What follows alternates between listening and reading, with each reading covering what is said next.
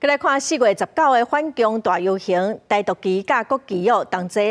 伫活动中出现。早起台派团体跟反共的退休将军是做伙开记者会，因说是讲反共守法甲民主是捍卫台湾的共同精神。伊嘛呼吁利用罢免连署的公民权利来守护台湾的民主体制。守护民主，蓝绿共识，守护民主。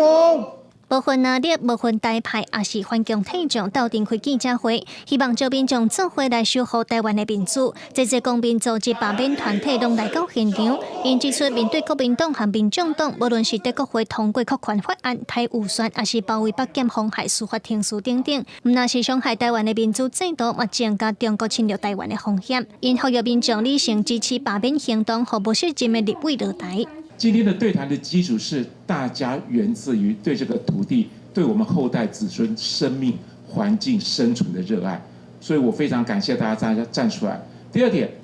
罢免的关键是给台湾人民信心。全台大罢免，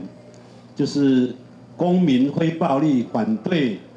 中国侵略、渗透跟并吞战争的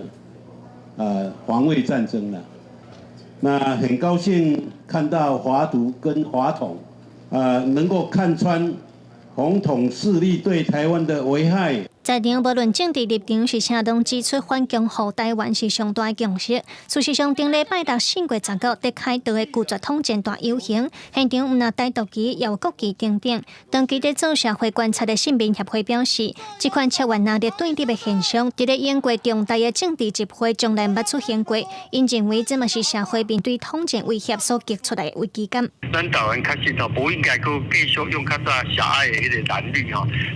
来把大家对国家的制度的思考拢反的分做对立的现象所以呢，伊所有的这个政绩也好，口号也好，伊的目的拢是要甲你吞食所以呢，大家要有这个认识有这个认识咱就了解讲其实中华民国跟台湾本身唔是对立的存在